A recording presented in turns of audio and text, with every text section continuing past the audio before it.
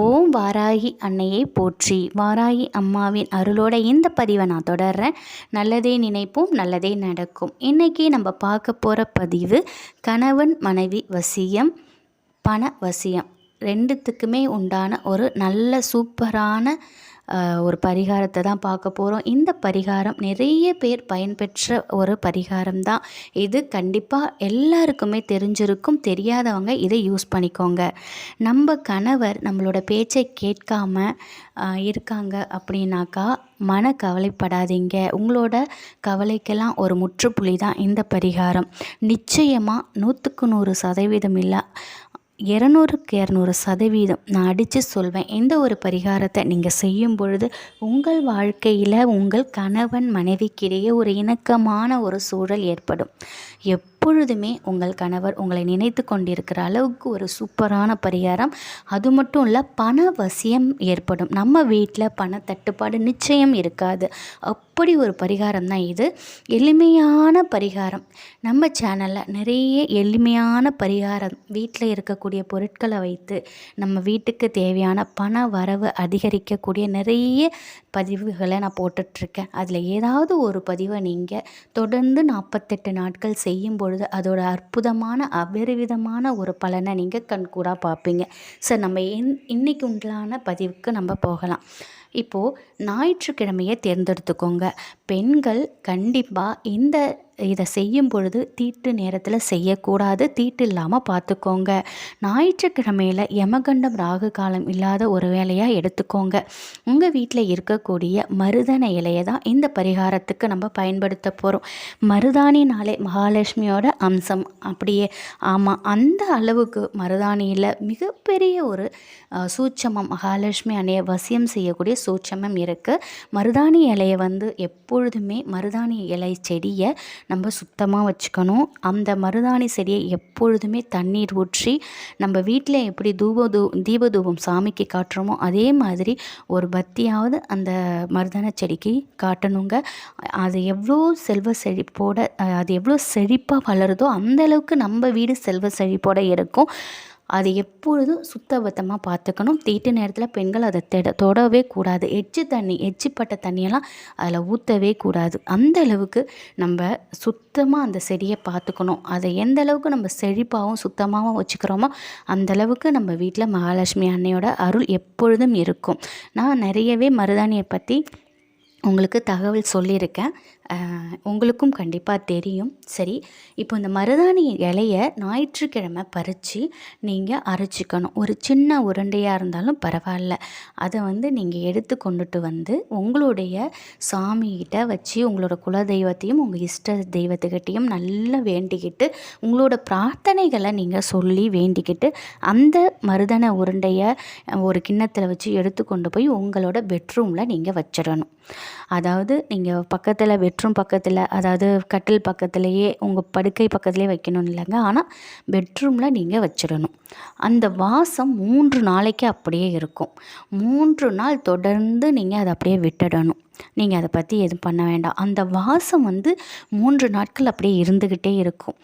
அதுக்கப்புறம் 3ஆவது நாள் அதே மாதிரி நீங்கள் எடுத்துட்டு திரும்பியும் மருதாணி அரைச்சி சின்ன உருண்டை எடுத்து திரும்பியும் இதே மாதிரி வேண்டிக்கிட்டு நீங்கள் பெட்ரூமில் வச்சுருங்க.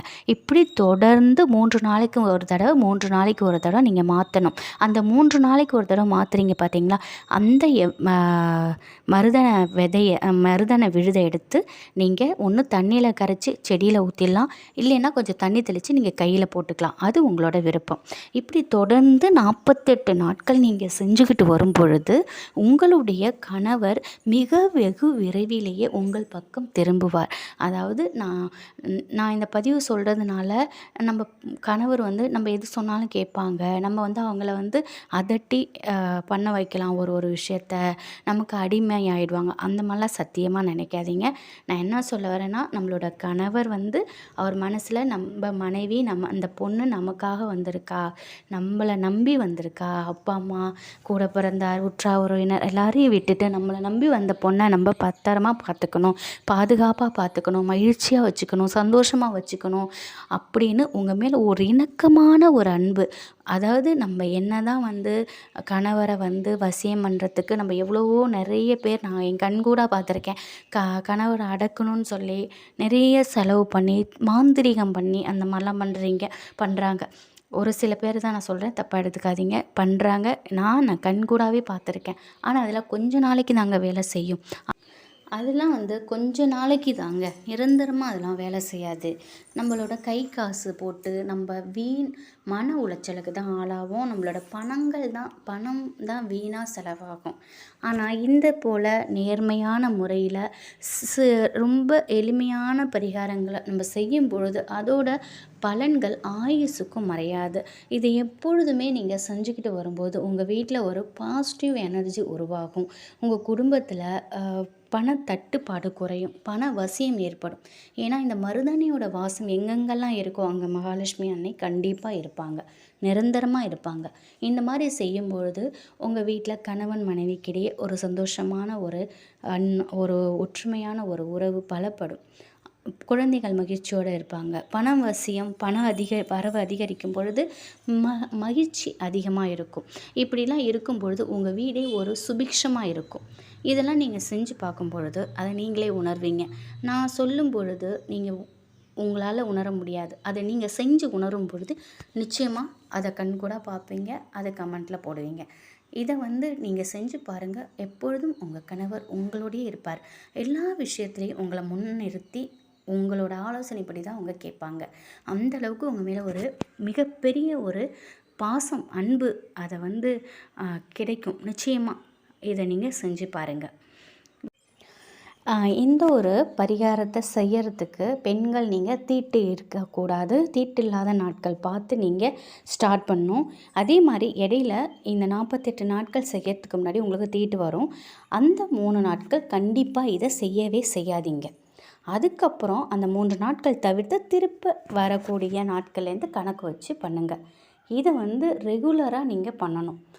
அதனால் தீட்டு நாட்களை மட்டும் நீங்கள் செய்யாதீங்க. தீட்டு நாட்களை எப்படி துளசி செடி பக்கம் போகாமல் இருக்கீங்களோ அதே போல் மருதாணி செடி பக்கம் தயவு செஞ்சு போகாதீங்க.